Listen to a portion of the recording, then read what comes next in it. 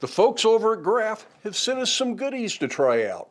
Truth is, I've already been using the diamond cutoff wheel they sent, and I really appreciate it. It's a handy item to have. So what did they send us? Well, they sent us the diamond cutoff wheel, 4.5-inch wheel. It says it'll make up to 3,000 cuts in 1/2-inch rebar. I probably have no need to go cut 3,000 pieces of 1/2-inch rebar with this, but we have looked at this particular item before, and I used it for over a year as my only cutoff disc in this grinder for mild steel. I did change it out to an abrasive disc for anything hardened if I was cutting coil springs, something like this. But it lasted well over a year till I finally wore all the diamonds off.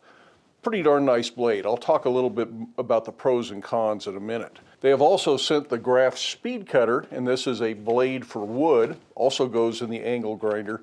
I've never used one of these. I've seen various products like this before. Always been intrigued by them. So that's going to be interesting to try out. And they sent some diamond drill bits for drilling through stone, tile, things like that. So what might you use these things for as a blacksmith? Now, depending on what else you're into, you might think of a lot of other uses for a wood cutting blade or diamond drills if you're doing tile work or something like that, or if you're a chainsaw carver making chainsaw bears. This kind of stuff comes in pretty handy. But in the blacksmith shop, what are you going to use that stuff for? And we're going to talk about that in just a minute, some ideas I have. But let's talk about the diamond blade first. Now, one of the big disadvantages to your typical abrasive cutoff disc is they get smaller and smaller as you use them. Sometimes you might have to change these things out 3 or 4 times in a day if you're doing a lot of cutting with an angle grinder. That gets to be a real nuisance.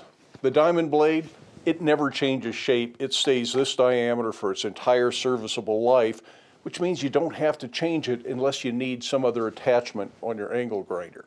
To me, that's the big advantage. The downside of these things, other than they're more expensive than these, although I think in the long run, one of these will be more cost effective. But anyways, the downside is these cut slower. When you're cutting steel for a project, abrasive discs do cut faster. They are going to save you some time. But then you have to change them. You have to buy more blades. And for me, it seems like I always think I have more of these, but I don't. Then I either have to mail order them and wait for them to show up, or I got to run to town to buy more blades, and that's a real nuisance. So having a blade that's going to last me for over a year on here really makes sense in my shop, and I appreciate having that. But let's take a quick look at what the cutting speed difference is for cutting through, oh, say a 1/2-inch square bar with the diamond blade or with a brand new abrasive disc.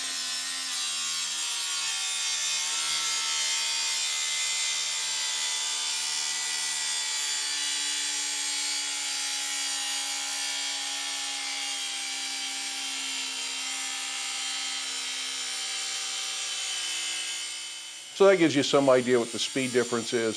And it's just up to you to decide how does that affect you in your shop. Is the time more important than the hassle of changing out blades? Or is the hassle of changing out blades and buying new blades more than worth it just to save that little bit of time?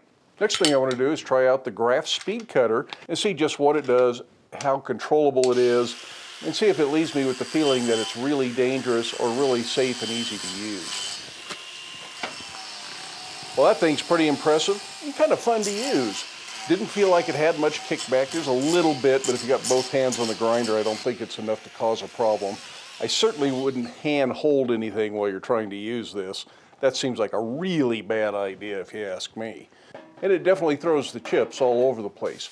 But I do see some real potential for this. If you got a tree stump and you need something that serves as a swedge block for making spoons or skillets or candle holders, something like this, this might be a great way to cut depressions into the end of the tree stump, big, small, whatever you need.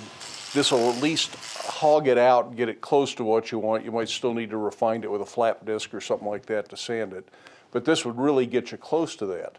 If you're doing install work on timber frame or log houses, something like that, and you have undulating surfaces in the wood, you might use this to notch some things out so that your more precise ironwork can fit the irregular woodwork.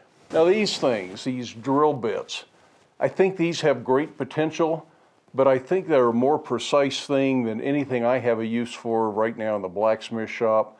I think for doing tile work and needing to drill tiles for plumbing, things like that, these are probably going to be wonderful. And I do have tile work I need to do in the house, so I'm going to hold on to these and save them for that. I'm not going to abuse them just to try them out in the shop. I can't really think of anything that I would want to do right now. But again, if you're doing install work and you need to drill through a tile to bolt something down, these might be a good idea. Based on my experience with the Graff products, I'm sure these are pretty good bits. They do say they have a maximum speed of 800 RPM, so I need to check my drills to see if I've got a hand drill that would do that. Certainly you're not going to take a drill press to drill the tiles on a staircase or something like that if you're installing a railing. But if you're careful, read the directions, and do some testing before you try to work on somebody's nice house, these are probably not going to be a bad way to go. Battery's dead. I should have known that was going to happen.